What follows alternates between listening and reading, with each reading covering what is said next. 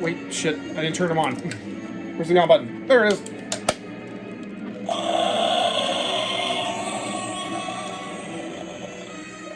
Wait, do it again. So you guys probably know why I'm making this post. I haven't uploaded a video since the Godzilla Day thing. Actually, it hasn't been that long. Anyway, Gamera is coming back. Like, I am so excited. I don't. Oh, okay. Oh, center yourself. So it is funny because I've talked to a couple other people who were like, Matt, didn't you know anything about this? You did the Gamera set. You worked on Gamera. It's like, guys, I don't have Kadokawa on speed dial anymore.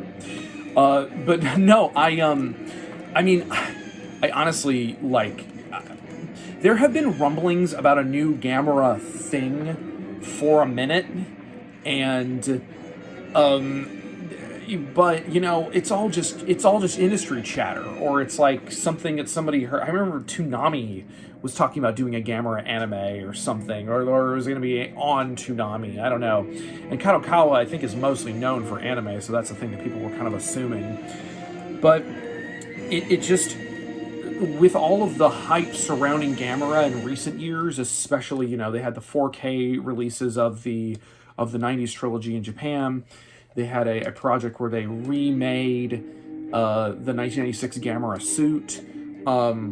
And of course, you know, there was the Gamera Blu-ray set that I helped work on.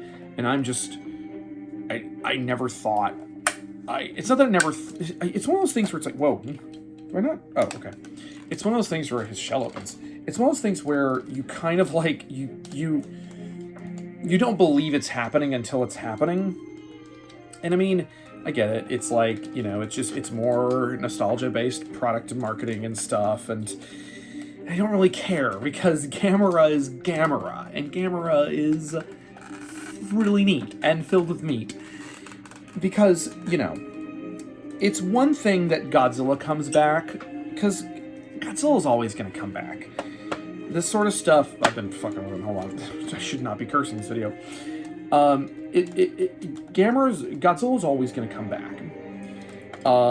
It's a it's like saying Superman's not going to come back. You know, it's this pop cultural institution, and it's reflective of, damn it, it's reflective of,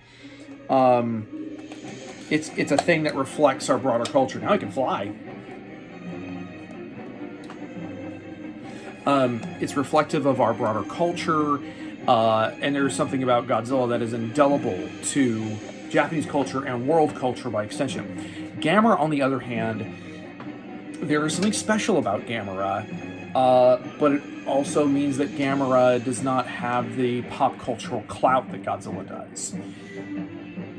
And yet, the people who love Gamera love Gamera.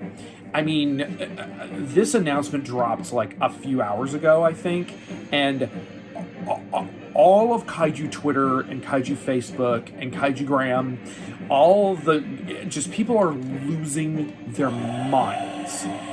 And the teaser dropped. I'll post the teaser in the in the description.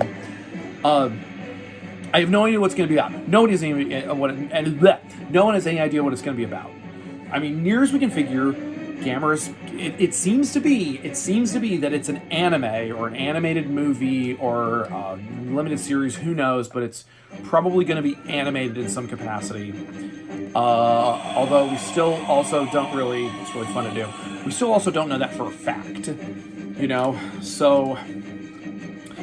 I mean, news is still. I think news is still coming in technically.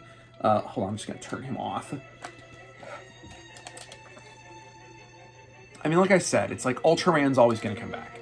Godzilla's always going to come back. Gamera was a question mark there for a minute.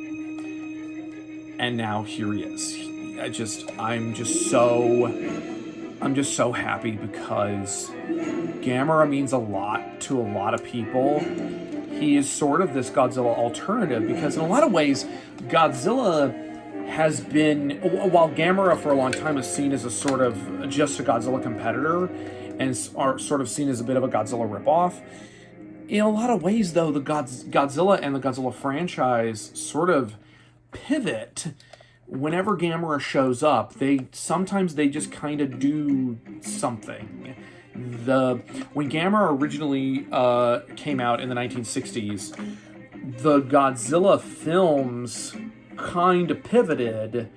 I don't want to say that definitively, but the pivoting from the more mass market, family oriented action films that the Godzilla movies were making pivoted to more child-friendly stuff. Because remember, Gamera came out in 1965. 1965 was Invasion of Astro Monster. Like, Godzilla was starting to target younger, but they weren't as younger targeted. And Gamera came out, and the Gamera movie started making bank. So it makes sense that Toho kind of pivoted to be a little more like Gamera. And then, of course, Daiei filed for bankruptcy in the 70s. And Gamera sort of just became this footnote. And the Gamera trilogy came out in the 90s, and while those movies were not gigantic successes, they made some money. They made enough money, to make their money back, and they were such critical darlings that Toho kind of perked up and took notice. And that's why you'll notice, like, I remember when Gamera 3 came out, it was this giant sea change. Like, everyone was like, oh my god, I didn't know a kaiju movie could look like this.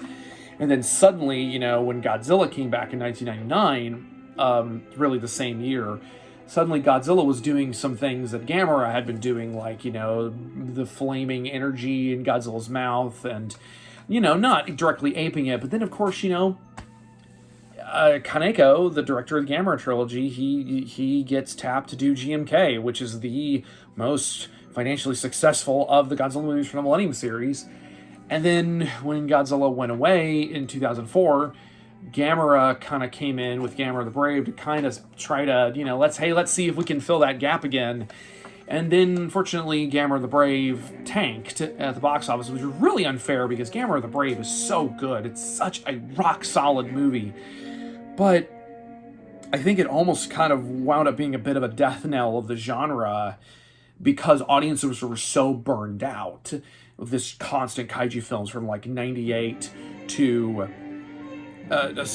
from like 89 to 2004, there was at least a kaiju movie a year, including the 1998 Godzilla. And I think that audiences kind of got burned out.